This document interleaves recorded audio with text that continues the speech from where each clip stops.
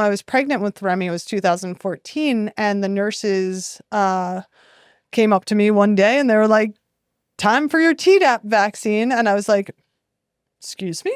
I did not know that you gave vaccines during pregnancy." And they were like, "Yeah, we're giving Tdap to all pregnant women in America." And I was like, "Since when?" And they were like, "Since now." And I was like, fascinating. Could I possibly see the research on that before you inject me as a pregnant woman? So my guy is RFK. I hope that he runs in 2028. The biggest question that I've always had with RFK is his involvement with Israel as well.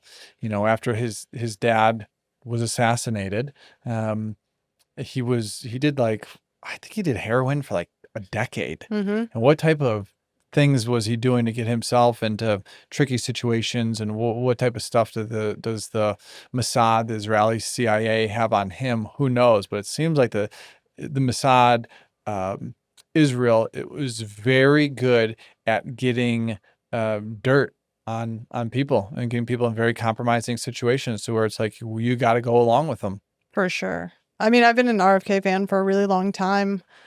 I am not really sure what's going on with him at this point. I've been pretty disappointed by some of the things that I've seen, but I'm trying to find that balance of like staying aware of what's going on while also not losing my mind. So Yeah. I dip in and dip out because it's just so overwhelming when you're looking at the state of affairs right now. This podcast is brought to you by B Micro, a company I'm deeply passionate about because I founded it in 2018. It's USDA organic freeze-dried microgreens for everyday nutrition and detox. Sprinkle them on any meal or take them as a capsule to enjoy the many healthy benefits. Shop now at bmicro.farm. Use code STEVE15 to save. One good thing is he just gave, or they're passing, religious exemptions for vaccines.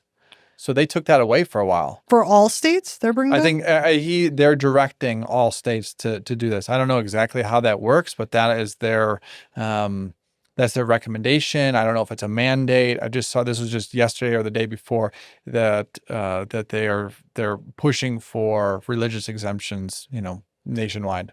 Well, that's huge. Because you had that for a while. That's how you got Remy so out of a bunch of those vaccines. Yeah, so Remy was not vaccinated In New York. He's still not vaccinated in Colorado. Yeah. But for me, I had studied vaccines a bit in school, and I had a really brilliant teacher come. I've been trying to get her on my podcast, Julie Barter. She's I want to say she's a chiropractor, but she worked in immunology for a long time. She just gave this literally life-changing lecture in my teacher Michael Young's class one day, and she was just talking about how important it is to let the blood-brain barrier close around 2 to 3 years, space it out. She gave, do you need all of the vaccines? Can you space it out? Can you give these homeopathics or herbs before and after? So that was sort of my idea when I was pregnant. I was like, okay, I'll pick the vaccines that I think are most effective and most essential for Remy to have. Most things I feel pretty comfortable treating myself. But we'll wait a bit and then we'll do those. And then when I was pregnant with Remy, it was 2014, and the nurses came up to me one day and they were like, "Time for your Tdap vaccine." And I was like, "Excuse me? I did not know that you gave vaccines during pregnancy." And they were like, "Yeah, we're giving Tdap to all pregnant women in America." And I was like, "Since when?" And they were like, "Since now." And I was like, fascinating. Could I possibly see the research on that before you inject me as a pregnant woman? So this continued. Every appointment they kept asking, and I kept rejecting, and I kept asking for the research. They never gave it to me. So you're saying that these nurses are like, you got to have this Tdap vaccine? So 2014, they start the Tdap vaccine for all pregnant women. What's the Tdap vaccine? Tetanus, pertussis, and diphtheria. Right? Which whooping cough can be pretty catastrophic in young children. Certainly, it's not one that you want to get, and it's not one you want your infant to get. That being said, your infant is normally at home on your boob, right? So not going out that much normally with like a freshie, but or at least I wasn't. Yeah. But so So I looked up the research study that they were basing this now nationwide recommendation on. And the study had been completed like 1 to 2 years before that and showed that 6 months after the vaccine or after birth, these children were showing that they had minorly elevated titers towards whooping cough. So they had some level of immunity towards whooping cough after getting this vaccine during pregnancy. They didn't show any significant adverse reactions at that time. So for me as a doctor and as a mom, what that brings up for me is the reality that we have known since the 50s that if you get a cold during pregnancy, it increases the odds of your child developing schizophrenia by like 200%. Whoa. Right? So we know, and it's just certain times during your pregnancy, whatnot. If you get a cold during pregnancy, the chance of your child getting schizophrenia increases by 200%. Yeah, during certain parts of pregnancy. Wow. And so to me, I look at all these things, I try and look from my logic brain first, right? Because so many of these scientific studies are bastardized and they're paid by the pharmaceutical companies that are looking for a specific end result of the study. So even if you're looking at the studies and you're nerdy like me and you want to go into them, you still also have to take things with a grain of salt and use your logic brain first. So to me, what that's showing is that obviously if we activate the maternal immune system during pregnancy, we can cause neurological shifts in a developing fetus. We know that as a fact. So if that is a fact that has been known scientifically for decades, then why are we not doing long-term research studies on the impact of vaccinating a pregnant woman? So it's nonsensical to me. We won't know the impact of this fully until these children are much older. And there are so many other compounding factors that it would be hard to, if not impossible, to tease out that that's an issue. What I'm at hearing that is point. the risk outweighs the reward of taking these vaccines. That there isn't enough information to make you feel comfortable. For me, yeah. Hey, I just wanted to jump in here and give a quick shout out to the sponsor of today's podcast, B Micro, the easiest way to sneak vegetables into any meal. Due to soil depletion, GMOs, and monocropping, Americans are not getting enough nutrients. So in 2018, I founded B Micro, the first freeze-dried microgreens company in the US to help Americans get more concentrated natural nutrients into their diet. Microgreens are a phase in the plant's life when they're 14 days old and naturally the most concentrated in vitamins, minerals, nutrients, all the good things that we need. Our microgreens are grown here in the US in soil in a greenhouse. They're certified USDA organic and regenerative organic. We grow, wash, and freeze dry them to extend their 1 week shelf life to over 1 year, allowing us to ship anywhere in the US without the worry of spoilage. We have 2 flavors, broccoli, backed by over 2,000 studies on sulforaphane and its powerful detox benefits, and a blend of red cabbage, radish, and broccoli, the most potent detox formula we've tested, offering you the most bang for your buck. Easily sneak these microgreens in any meal. Eggs, smoothies, pizza, pasta, even your kids' mac and cheese, you can't even taste it. Use code STEVE15 to save at bmicro.farm. I mean, I think everybody should do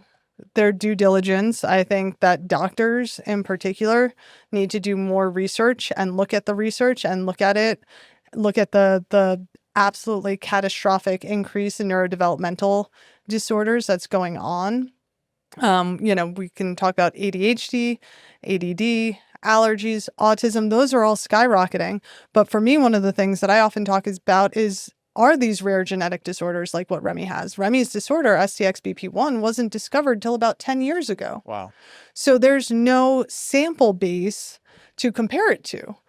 So to me, I know 3 friends that I grew up with who are all healthy and their partners are all healthy and they all have kids with these catastrophic genetic disorders. And I mean catastrophic. Every aspect of Remy's life is impacted by this disorder. He is nonverbal. He didn't walk till he was sick. He has Parkinsonian-like tremors. He has epilepsy. He's cognitively, assessed to be around 1 or 2 years old, even though he's 11. He's in diapers, so these are catastrophic disorders. And I truly believe that they are exploding also, but we're not going to be able to see that signal for another 10 to 20 years, if that, because there's no base range to compare it to. Where do you think this explosion is stemming from?